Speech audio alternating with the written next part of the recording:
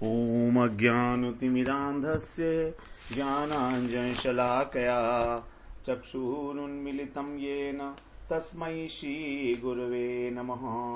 गुरवे गौरचन्द्राय राधिकायै तदालये कृष्णाय कृष्णभक्ताय तद्भक्ताय नमो नमः।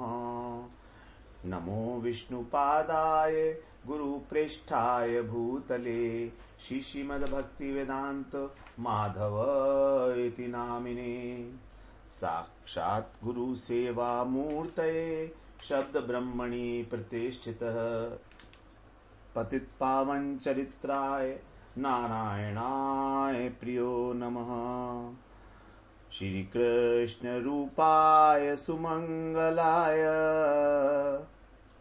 श्रीगुरुकृपाविभूषिताय भावोल्लास भावप्रदानाय नमामि तस्मै गुरुमाधवाय। वृन्दावनेश्वरि तवै उपदारविन्दम् प्रेमामृतैकमकरन्दमरसौघपूर्णम्। हृद्यर्पितं मधुपते स्मरतापमुग्रं निर्वापयत् परं शीतलमाश्रयामि। तवैवास्मि न जीवामि त्वया विना इति विज्ञाय देवि त्वं नय मां चरणान्तिके। श्रीकृष्ण चैतन्य प्रभो नित्यानंद श्री अद्वैत गदाधर शिवसदि गौरभक्त वृंद। हरे कृष्ण कृष्ण कृष्ण हरे हरे, हरे राम राम राम हरे हरे। हरे कृष्णा। सर्वप्रथम मैं अपने गुरुपाद पद ओम विष्णुपाद अष्टोत्तर शत श्री श्रीमद् भक्ति वेदांत माधव गोसाई महाराज के चरण कमलों में अनंत कोटि दंडवत प्रणाम ज्ञापन करता हूं। हम लोग बिलमंगल ठाकुर के मुखोद्गीर्ण श्री कृष्ण करणामृतम ग्रंथ का श्रवण कर रहे हैं। बिलमंगल ठाकुर ने 28वें श्लोक में बताया कि किस प्रकार वो भगवान के उस श्री विग्रह का दर्शन करने के लिए उत्सुक हैं, जो मृदु मधुर हास्य से समन्वित है, बड़े बड़े दीर्घ नेत्र हैं और ब्रजांगनाओं के द्वारा प्रगाढ़ रूप से आलिंगित है। ऐसा जो त्रिभुवन को मोहने वाला उनका श्री विग्रह है, उसको दर्शन करने के लिए उन्होंने अपनी अभिलाषा व्यक्त की बड़ी गंभीरता पूर्वक। अब यहां पर 29वें श्लोक में भगवान की कृपा का अनुभव करना चाह रहे हैं, भगवान की कृपा का दर्शन करना चाहते हैं कि जब तक आपकी कृपा नहीं होगी तब तक कुछ भी नहीं होगा। वास्तव में भगवान का दर्शन, भगवान का अनुभव, ये सब कृपा साध्य वस्तु है। तो कृष्ण कृपा के लिए ही यहां पर प्रार्थना की जा रही है। कह रहे हैं 29वें श्लोक में, मयि प्रसादम मधुरै कटाक्षये वंशी निनादानुचरैर्विदेहि त्वयि प्रसन्ने किमिहा परैर्न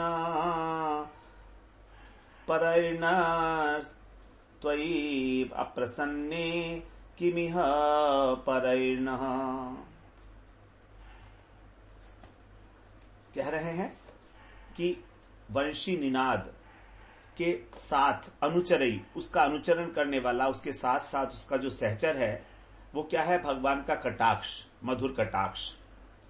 तो हे कृष्ण, आप अपने वंशी निनाद का जो अनुचर है, उसके बाद आप कटाक्ष, पहले भगवान की वंशी ध्वनि सुनाई पड़ी गोपियों को, उसके बाद उन्होंने भगवान के कटाक्ष का अनुभव किया।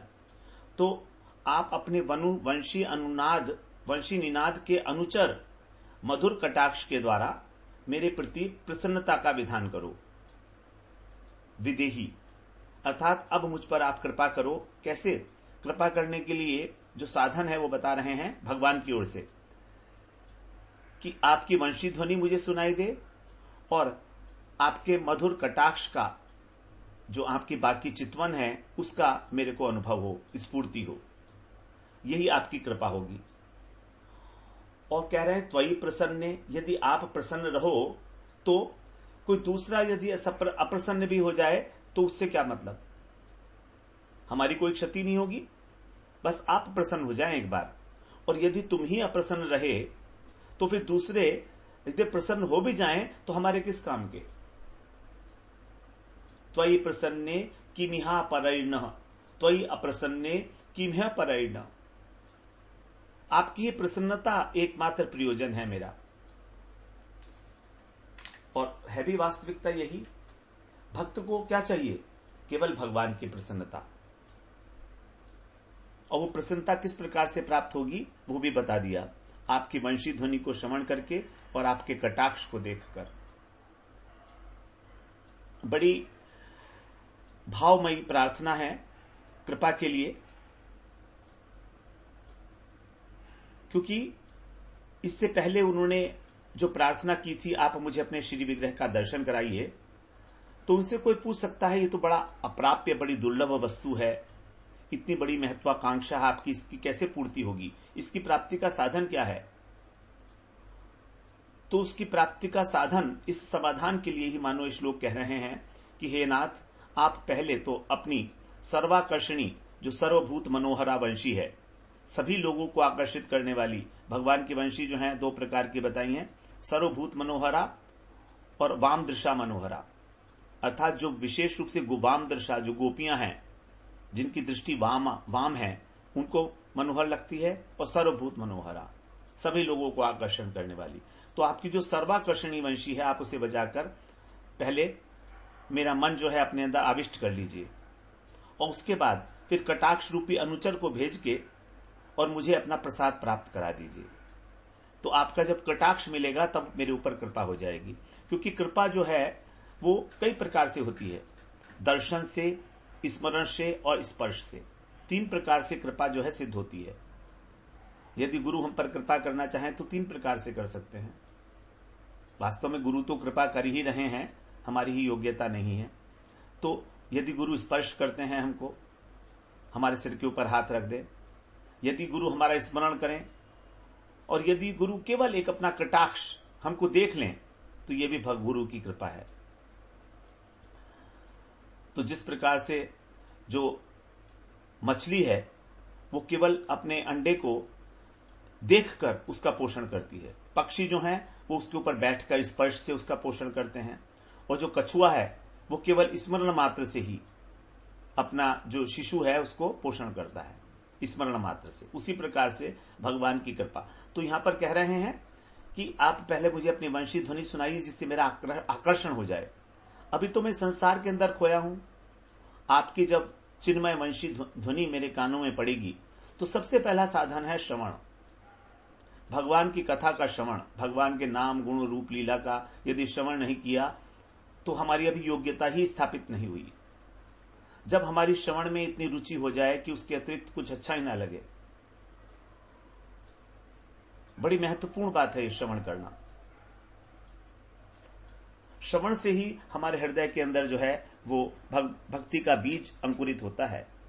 श्रवण ही जो है सिंचन का कार्य करती है। हम लोग हरिनाम करते हैं, लेकिन अगर हरिनाम के साथ साथ हरि कथा का श्रवण नहीं करेंगे तो हमारा नाम जप जो है वो ठीक नहीं हो सकता, एकाग्रता नहीं आएगी उसमें। जितना अधिक श्रवण होगा, श्रवण से ही हमारा जो अंदर का कलमश है वो प्रतिदिन जो भी कलमश है वो साफ होता रहता है। जैसे प्रतिदिन स्नान करते हैं उसी प्रकार से भगवान की हरि कथा का श्रवण करना चाहिए नियम पूर्वक। हम कभी भी स्नान करना नहीं भूलते सुबह को, अपने शरीर का मल साफ करने के लिए, लेकिन अपने हृदय का मल साफ करने के लिए हम पता नहीं श्रवण को क्यों इतनी गौणता देते हैं कि श्रवण करते भी हैं तो बड़े कैजुअल वे में सोचते हैं चलते फिरते श्रवण कर लेंगे। एक एक शब्द को पीते हुए, कर्ण पुटई, कानों को दोना बनाते हुए, जैसे गोपियों ने वंशीनाथ को श्रवण किया, जैसे गायों बछड़ों ने श्रवण किया, जैसे पक्षियों ने श्रवण किया भगवान के वेणुनाथ का। वेणुगीत में सब वर्णन है किस प्रकार से सब स्तंभित हो गए। उसी प्रकार से हमें कथा का श्रवण करना है, स्तंभित होकर एकाग्र चित्त से, सभी इंद्रियों की वृत्तियों को शांत करके एक एक शब्द को पीते हुए जब हम श्रवण करते हैं, तभी तो भगवान की कृपा का उदय होगा। तो इसलिए कह रहे हैं कि पहले आप वंशी बजाकर मेरे मन को अपने में आकृष्ट कर लीजिए, और उसके बाद उस वंशी का जो अनुचर है, जो उसके पीछे पीछे आने वाला आपका कटाक्ष है, कृपा रूपी कटाक्ष। कटाक्ष का मतलब है कृपा, वंशी ध्वनि का मतलब है आकर्षण। तो जब कृष और नौ दो शब्द है ना, जो इसकी यौगिक व्युत्पत्ति है कृष्ण की, कृष और नौ, कृष का अर्थ है आकर्षण करना, तो वंशी ध्वनि के द्वारा जो है कृष्ण आकर्षित करते हैं, और फिर नौ माने आनंद प्रदान करते हैं अपने कटाक्ष के द्वारा, कृपा को संचरित करके। यह कृष्ण का स्वाभाविक गुण है। कृष्ण की जो चार विशेष माधुरी हैं, रूप माधुरी, वेणु माधुरी, लीला माधुरी और प्रेम माधुरी, हम लोग पहले भी चर्चा कराए। इनमें वेणु माधुरी जो है वो सर्वोत्कृष्ट होकर विराजमान है, और ये माधुरी दिगंत में एक तृण से लेकर ब्रह्मा पर्यंत, और ब्रह्मा से भी ऊपर जाकर नारायण ब्रह्मांड का भी भेदन करके ये वैकुंठ में भी जाकर नारायण का मन भी आंदोलित कर देती है। लक्ष्मी जी भी मोहित हो जाती है इसको श्रवण करके। तो जब ये वंशी ध्वनि ब्रजांगनाओं के कान में श्रवण प्रवेश की, तो उनके प्रेम का जो दीपक था वो प्रदीप्त हो गया, उसको जला दिया। प्रेम जो सुप्त था उस जागृत हो गया। तो हमारे हृदय के अंदर भी जो कृष्ण के प्रति प्रेम है वो हरि कथा श्रवण के माध्यम से ही जागृत होगा। ऐसा नहीं है कि हमें भगवान से प्रेम नहीं है, हम सबको भगवान से प्रेम है, क्योंकि जीव मात्र का स्वभाव है, का स्वरूप है वैष्णवता। जीव मात्र भगवान का दास है, लेकिन हम विस्मृत हो चुके हैं। जब गुरुदेव, जब साधु कृपा करके हम कथा का वर्षण करते हैं, तभी तो तब कथामृतम तप्त जीवनम, इस संतप्त जीवन से पार पाने का, इसको शांत करने का, इसकी ज्वाला को एक ही साधन है हमारे पास, कथामृत, और कोई साधन नहीं है। भगवान का जो अपराकृत स्वरूप है, उस अपराकृत स्वरूप को ग्रहण करने के लिए हमारी कोई भी इंद्रिय सक्षम नहीं है। केवल एक इंद्रिय उसको ग्रहण कर सकती है, और वो है हमारे कर्ण, कान। हमारे पास कोई साधन नहीं है। हम भगवान के अपराकृत स्वरूप को अपने प्राकृत नेत्रों से नहीं देख सकते हैं, लेकिन भगवान ने कान के अंदर ऐसी विशेषता दी है कि वो अपराकृत शब्द को भी ग्रहण कर लेता है। कान के अंदर बड़ी विशेषता है ये। सबसे बड़ी एंट्रेंस, सबसे पहला जो द्वार है वो भक्ति का, वो श्रवण है। श्रवण करना है नित्य प्रति। श्रीमद् भागवत के जो उसके बाद जो अनेक ग्रंथ हैं महाजनों के, उन सब का उसी के आधार पर बनाए हुए। तो जब गोपियों के हृदय में प्रेम रूपी दीपक जाग गया, तब उन्हें ऐसा लगा जैसे उनके हृदय को किसी ने ग्रस्त दिया है, जैसे कोई उनको भूत चिपक गया है। वो मदहोश हो गई, उनको देह का अनुसंधान नहीं रहा, और देह का अनुसंधान नहीं होने पर वो अपने घर छोड़कर और वन के लिए प्रस्थान कर दिए। तो देखिए किस प्रकार से ध्वनि का श्रवण किया गया है। हमें गोपियों से ही सीखना है। गोपियां ही प्रेम की आचार्य हैं। भगवान ने उद्धव जी को ब्रज में इसीलिए भेजा कि तुम जाकर पाठ पढ़ के आओ प्रेम का। गोपी ही उसकी आचार्य है उस विश्वविद्यालय की। तो गोपियों के हम लोग जब देखते हैं आचरण से, तब किस प्रकार से उनके द्वारा श्रवण किया गया कि उनको देहानुसंधान ही नहीं रहा। और ऐसा नहीं है कि आप सबको इस बात का अनुभव नहीं है। ऐसा आपने कई बार अनुभव भी किया होगा कि जब हम किसी हरि कथा को बहुत एकाग्रता से श्रवण करते हैं, तो हम कुछ समय के लिए ये भूल जाते हैं कि हमारे शरीर में कहीं दर्द हो रहा है। जहां बैठे हैं वहीं के वहीं बैठे रह जाते हैं। जब कथा समाप्त हो जाती है तब पता लगता है अरे हमारी कमर में, गर्दन में दर्द हो गया। एकाग्र चित्त होकर जब श्रवण किया जाएगा तो हमारी देह का विस्मरण हो जाएगा केवल हरि कथा के माध्यम से। ये गोपियों ने अपने जीवन में, अपने आचरण में हमको करके दिखाया। और देह का विस्मरण होना ही भगवान के प्रति आकर्षण का पहला लक्षण है। हम भगवान के प्रति आकर्षित हो रहे हैं कि नहीं, हमें धीरे धीरे लगेगा जब हमें देह की विस्मृति होने लगेगी। खाना खाया है नहीं खाया भूल जाएंगे, प्यास लगी है कि नहीं लगी भूल जाएंगे, सब कुछ भूल जाएंगे देह के धर्म। तो कह रहे हैं कि उसके बाद कुछ इस प्रकार की कृपा आप हमें प्रदान करें। तो पहली कृपा का जो स्वरूप है वो है श्रवण। यदि हमको श्रवण करने में रुचि हो रही है तो समझ लीजिए हमारे ऊपर भगवान की कृपा का हमको अनुभव होना आरंभ हो चुका है। केवल श्रवण मात्र से ही हमारी जो चित्त की बहिर्मुख वृत्ति है वो अंतर्मुखी हो जाएगी। श्रवण की यह महिमा है। जब कानों के माध्यम से भगवान की वीर्यवती हरि कथा हमारे हृदय में प्रवेश करती है तो हमारे चित्त को बहिर्मुखता से अंतर्मुखता की ओर मोड़ देती है, उसकी चित्तवृत्ति भगवान में ले जाती है।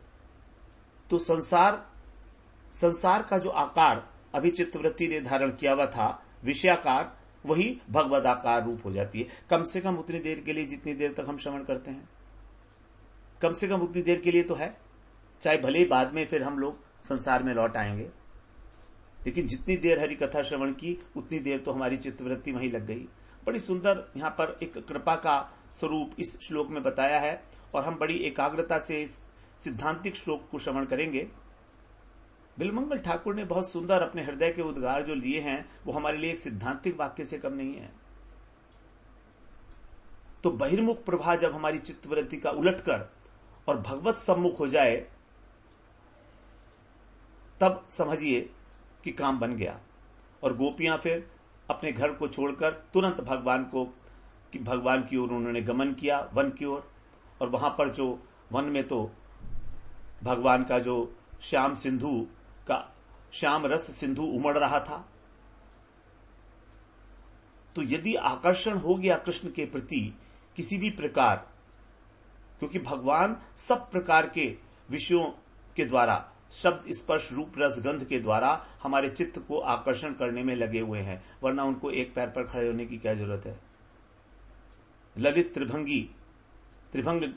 ललित जो है उनकी स्थिति है, एक पैर पर खड़े हुए हैं, वेणु बजा रहे हैं।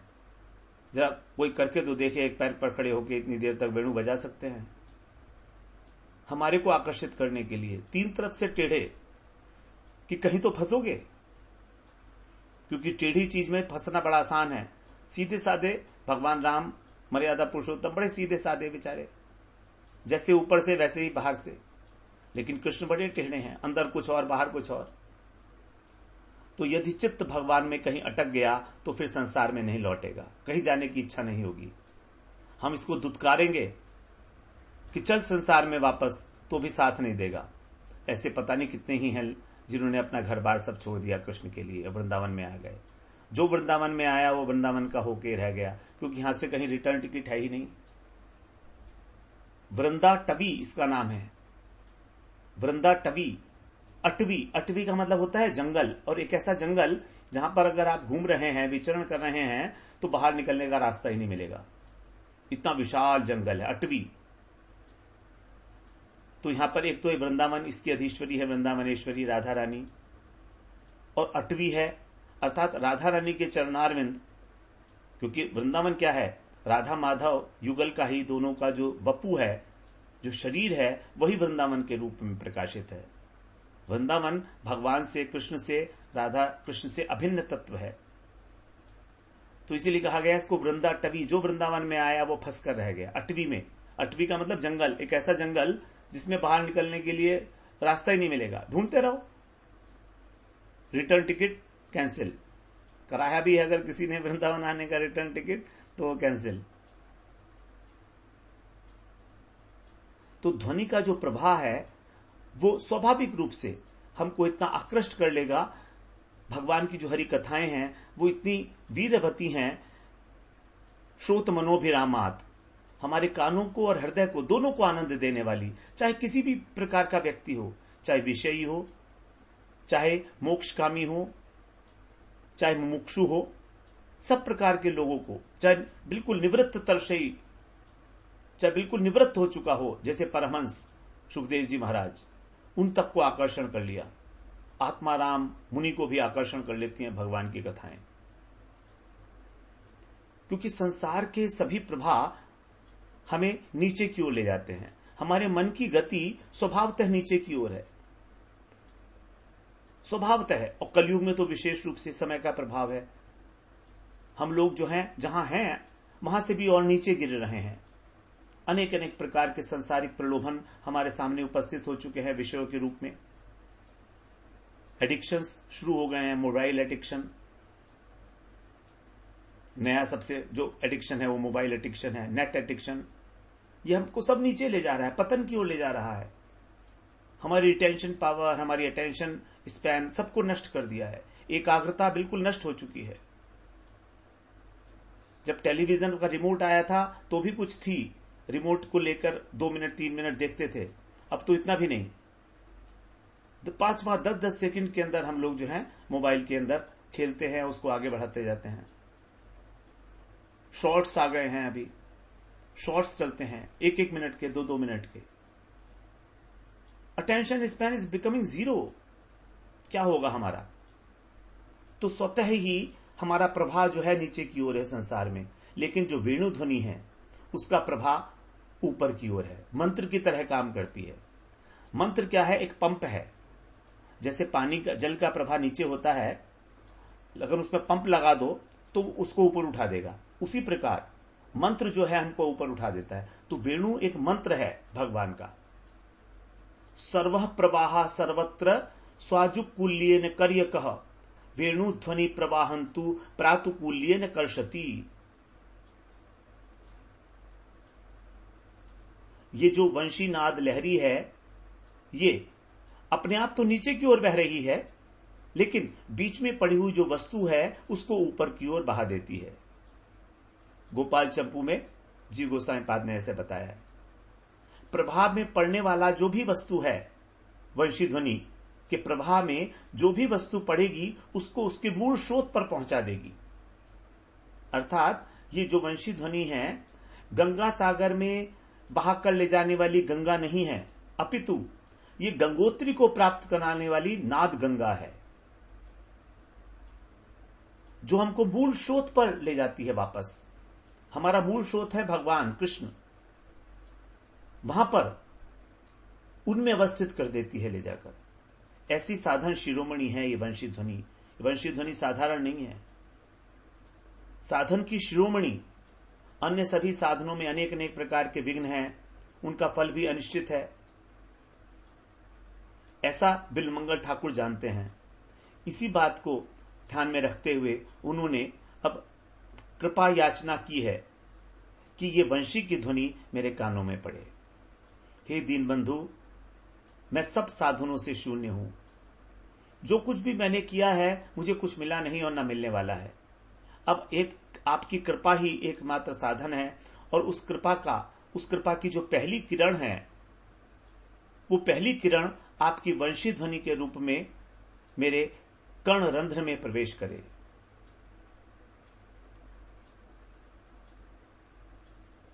अब जहां पर वंशी ध्वनि होती है वहां पर भगवान का कटाक्ष अपने आप से आ जाता है, क्योंकि वो उसका अनुचर है। अनुचर का मतलब होता है पीछे पीछे चलने वाला। वाम बाहु, गोपियों ने जो युगल गीत में कहा, वाम बाहु कृत वाम कपोलो, अर्थात अब अपने बाएं हाथ से अपने बाएं कपोल के ऊपर अपने बाएं कंधे पर टिकाकर जब वंशीनाद करते हो, भगवान जब वंशीनाद करते हैं तो वाम कंधे के ऊपर अपना वाम कपोल टिका लेते हैं, और फिर थोड़ा सा उनका जो है वंशी की ध्वनि, वंशी जो है ऊपर की तरफ उठ जाती है। और जब वंशी की ध्वनि वंशी ऊपर की तरफ उठती है तो उनका कटाक्ष भी उधर की तरफ चला जाता है। तो इस प्रकार जब भगवान वंशी कर बजाते हैं तो कटाक्ष भी उसके साथ साथ मिलेगा। तो पहले वंशी की ध्वनि मिलेगी और फिर कटाक्ष होगा। एक दूसरे के पूरक हैं, एक के बिना दूसरा नहीं है। यदि वंशी ध्वनि है तो कटाक्ष है, और यदि कटाक्ष है तो वंशी ध्वनि है। तो वंशी ध्वनि की भांति ही आपके कटाक्ष के अंदर भी अत्यंत मादकता है। तो हम लोग इसकी बात कर रहे थे। इसका हम लोगों ने पद्यानुवाद तो श्रवण नहीं किया। इसमें कह रहे हैं, वंशी रव के साथ थिरकते नयन युग्म से हे घनश्याम, कर दो अब तो कृपा वृष्टि की, सृष्टि चातकी पर अविराम। जो मिल गया प्रसादन तेरा, तो फिर क्या औरों से काम। जो मिल गया प्रसादन तेरा, तो फिर क्या औरों से काम। वही बात, यदि आप प्रसन्न हो गए तो सब कुछ हो गया, और यदि और सब कुछ प्रसन्न हो भी जाए तो भी हमारा क्या मिलने वाला है, क्या लाभ है। संसार हमसे प्रसन्न हो भी गया तो भी हमें क्या मिलने वाला है। जो कुछ भी मिलेगा वो यहीं संसार में ही रह जाएगा, मरने के बाद तो कुछ ले जा नहीं पाएंगे। लेकिन भगवत प्रसन्नता यदि इस संसार में रहकर हमने और सुनिश्चित कर ली, तब हमारे पास साथ जो जाएगा वो हम कभी सोच भी नहीं सकते। जन्म जन्मांतरों तक जिसकी हम प्रतीक्षा करते रहे हैं, ऐसा वो भगवत स्मरण हमारे साथ जाएगा। चाहे हम किसी भी योनि में हो, वो भगवत स्मरण हमें नहीं छोड़ेगा। और यही भक्तों का अभीष्ट है कि चाहे मैं कैसी भी रहूं, कहीं भी रहूं, आपका स्मरण, आपके जो भक्त हैं उनका संग मुझे कभी ना छूटे, जहां पर हमेशा आपकी लीला कथा का गान होता रहता है। तो बता रहे हैं, वंशी रव के साथ आपके जो थिरकते हुए नयन हैं, बस उन्हीं से आप अपनी कृपा की सृष्टि कर दो। और वो जो कृपा की सृष्टि है इस चातकी के ऊपर, इस चातकी के लिए एक जीवन दायिनी होगी। जैसे चातक जो है केवल स्वाति नक्षत्र में ही बादलों से बरसता हुआ जो जल है उसको ग्रहण करता है, उस बूंद को, उसी प्रकार से आपकी कृपा दृष्टि की ही हमेशा प्रतीक्षा करते रहते हैं। ये कृपा की प्रतीक्षा करनी है। इसी को कहा भाव भक्ति का जो प्रथम भाव भक्ति का जो 9 लक्षणों में से एक लक्षण है आशाबंध। आशाबंध समुत्कंठा नाम गाने सदा रुचि। अत्यंत उत्कंठा पूर्वक, जैसे शबरी जी की आशा थी, निरंतर आशा है, गुरु जी कह गए हैं राम आएंगे। प्रतिदिन पलक पावड़े बिछाती हैं, स्वागत के लिए तैयारी करती हैं। फूल मुरझा जाते हैं, सबको उठाकर समेटकर दूसरा भगवान के लिए रास्ता सजाती हैं, आएंगे, आज तो मेरे राम जरूर आएंगे, आज तो मेरे राम जरूर आएंगे। कोई बात नहीं, एक पल के लिए भी उनके अंदर ये अविश्वास पैदा नहीं हुआ, बड़े आश्चर्य की बात है। एक पल के लिए भी उन्होंने नहीं सोचा कि गुरुजी ने ऐसे कह दिया होगा, झटके में कह दिया होगा, भाव में कह दिया होगा, किसी मुझे फुसलाने के लिए, बहलाने के लिए कह दिया होगा, जा जा राम मिलेंगे तेरे को। लेकिन गुरुजी ने कहा है, गुरु वाक्य चित्त करिया एक। जब हम गुरु के वाक्य को चित्त से एक कर लेते हैं तो वही वाक्य जो है शब्द ब्रह्म हो जाता है। भगवान भी उसका अनुमोदन करते हैं, उसकी रक्षा करते हैं। अपने भक्तों के मुख से निकली हुई हर एक शब्द का भगवान ध्यान रखते हैं।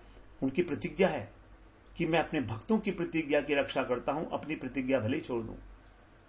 इसलिए अर्जुन से कहा कि तू ये प्रतिज्ञा कर कि मेरे भक्त का कभी नाश नहीं होता।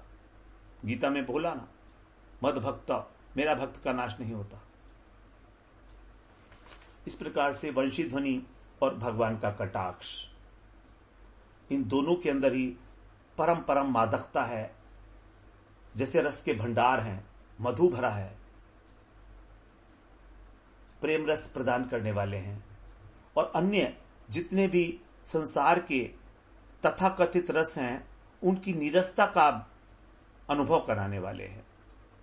रसवर्जम रसोप्यस्य परम दृष्टवा निवर्तते।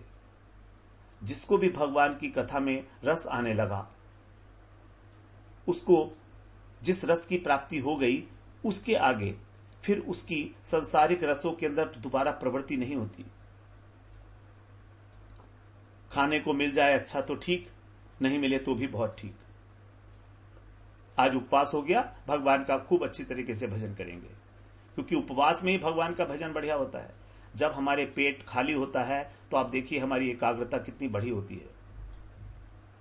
पेट खाली होना और भूख लगना, इन दोनों में अंतर समझ लेना चाहिए। पेट खाली होने से एकाग्रता होगी और भूख लगने से हमारी एनर्जी कम होगी, एनर्जी लेवल कम होगा। तो हम एनर्जी लेवल कम नहीं करेंगे अपना। भूख लगेगी तो प्रसाद पाएंगे, लेकिन यदि पेट खाली हो गया है तो उसको व्यर्थ में भरने की चेष्टा नहीं करेंगे, क्योंकि जब पेट खाली होता है तब हमारी एकाग्रता अपनी पराकाष्ठा पे होती है। चाहे संसार का कार्य करो, चाहे भगवत कार्य करो। बड़ी महत्वपूर्ण बातें हैं ये, कुछ जानने योग्य। तो अन्य सभी रसों के जो विस्मारक हैं, विस्मृति कराने वाले हैं, ये दो ही चीजें हैं, भगवान का कटाक्ष और भगवान का वेणुवादन। सकल निगम कल्पतरु का जो फल है वो क्या है? भगवान का नाम। मंगलो मंगला नाम, मधुरम मधुरम एतत्, मंगलो मंगला नाम। स्कंद पुराण में नाम की महिमा के विषय में बताया है। मधुर मधुरम मेतन मंगलम मंगलानाम, सकल निगम वल्ली सत्फलम चित्स्वरूपम, सकृदपि परिगीतम श्रद्धया हेलया वा, भृगुवर नरमात्रम तारयेत कृष्ण नाम। हे भृगुवर, भृगु वंशियों में श्रेष्ठ, नर मात्रम, मनुष्य मात्र को एक कृष्ण का नाम, सकृत, एक बार भी यदि कृष्ण का नाम ले लिया जाए, श्रद्धा पूर्वक अथवा अवहेलना पूर्वक, कैसे भी, वो उसको तारने वाला है। ऐसा है नाम। मधुर मधुरम एतन, मधुर से भी मधुर, मधुराति मधुर, और मंगलो मंगला, मंगल का भी मंगल करने वाला। सकल निगम वल्ली, निगम का मतलब है वेद शास्त्र, तो जो भी हमारे वेद शास्त्र हैं उन सब की, वल्ली का मतलब लता, तो जो कल्प लता है उस कल्प लता का जो सत फल है, सत फल का मतलब है जो सत वस्तु है। सत वस्तु त्रिकाल अबाधित होती है, उसकी नित्य सत्ता होती है, वो कभी नष्ट नहीं होती।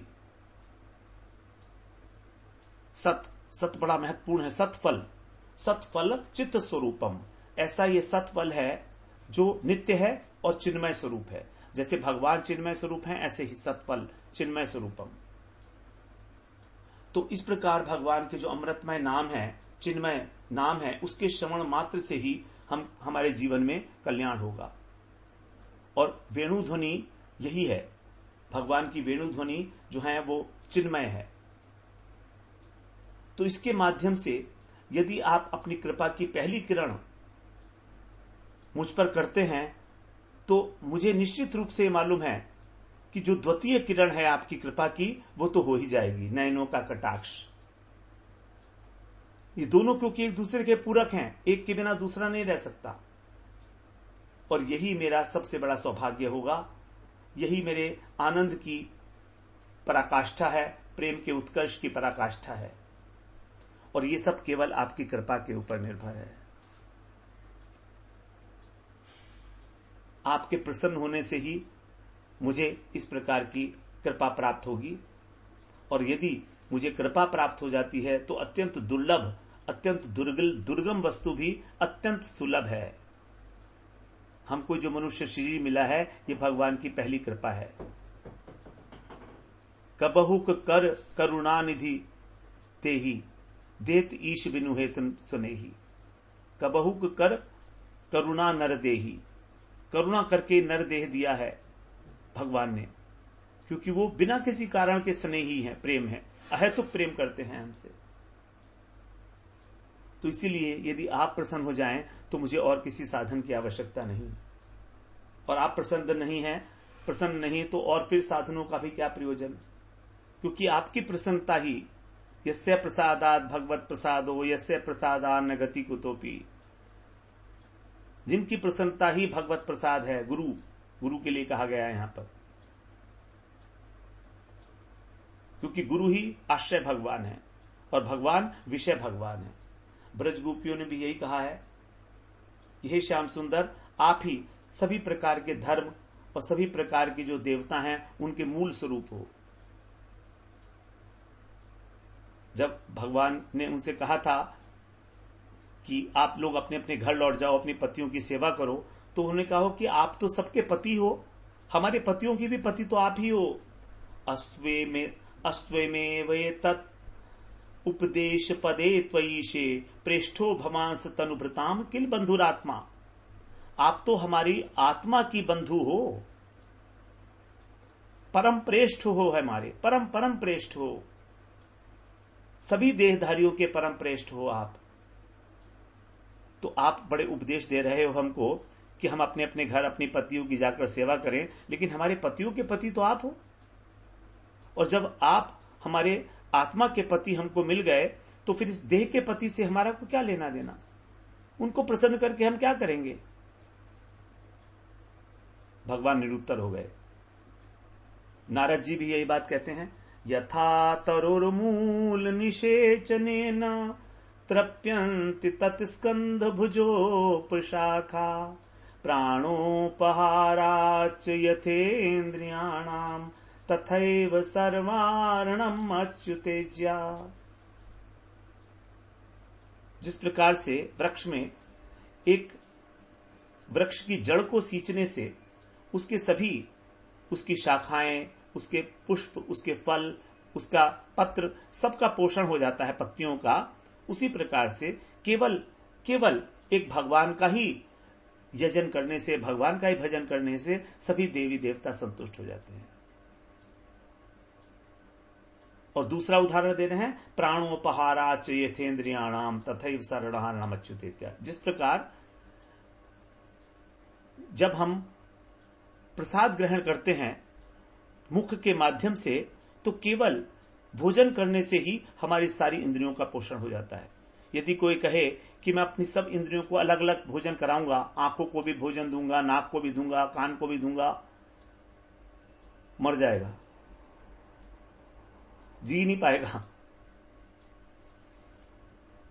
हरिनाम व्यास जी बोलते हैं, राधा बल्लभ ध्याय के और ध्याइए कौन, व्यास ही देत बने नहीं बरी बरी प्रतिलोन। रहीमदास जी में सब यही कहा है, सभी लोग यही कहते हैं, पात पात को सींच वो बरी बरी को लोन, रही मन ऐसी बुद्धि ते काज सरे गो कौन। यदि एक एक पत्ते को सींचोगे तो क्या होगा? कुछ नहीं, मूल को तो सींच नहीं रहे हो आप। इसलिए जो चतुर बिलमंगल ठाकुर हैं वो मूल की बात कर रहे हैं, मूल के लिए प्रार्थना कर रहे हैं। आपकी कृपा ही सब कुछ है। जैसे ब्रह्मा जी ने कहा, तत्तेनुकंपाम सुसमीक्षमाणो भुंजान एवात्मकृतम विपाकम हृतपाक वपुभिर विदधन नमस्ते जीवेत यो मुक्ति पदे सदाय भाग। हे प्रभु, जो व्यक्ति अपनी और लोगों की भी प्रत्येक क्रिया में एकमात्र आपकी कृपा का ही दर्शन करता है, आपकी कृपा को ही अलग अलग प्रकार से क्रीड़ा करते हुए देखता है और अपने ही किए हुए भले बुरे कर्मों का फल भोगता रहता है निर्विकार भाव से, बिना किसी प्रतिकार किए, और मन कर्म और वाणी से आपको नमस्कार करता है, आपको समर्पण करते हुए अपना जीवन व्यतीत करता है, वही आपके परम प्रेम पद का उत्तराधिकारी बन जाता है। तो भगवान की कृपा का ही अनुभव करना अपनी प्रत्येक क्रिया में, अपने जीवन में प्रत्येक क्रिया में भगवान की कृपा का अनुभव करना, ये सूत्र है। हम बैठे हैं तो कृपा, उठ गए तो कृपा, प्रसाद मिल रहा है तो कृपा, नहीं मिल रहा है तो कृपा, आज नींद पूरी हो गई तो कृपा, नहीं हुई तो भी कृपा। हर प्रकार से भगवान की कृपा का अनुभव करना। जैसे रेल की दो पटरियां समानांतर चलती हैं, तो एक पटरी का नाम है क्रिया और दूसरी पटरी का नाम है कृपा। जहां क्रिया है वहां कृपा है, क्योंकि भगवान ने कहा, मत्तः सर्वम प्रवर्तते, मैं ही सबको अलग अलग प्रकार की चेष्टाओं में प्रवृत्त करता हूं। यह भगवान की कृपा है कि हम क्रियाशील हैं, हम जीवित हैं। तो इस प्रकार बिल्वमंगल ठाकुर जो है कृपा की ही जो है याचना कर रहे हैं। अगले सत्र में भी फिर हम लोग इसी का श्रवण करेंगे, अभी पूरा नहीं हुआ है। इसी श्लोक को हम लोग अगले सत्र में भी श्रवण करते हैं। वांछा कल्पतरुभ्यश्च कृपा सिंधुभ्यैव च पतितानां पावनेभ्यो वैष्णवेभ्यो नमो नमः।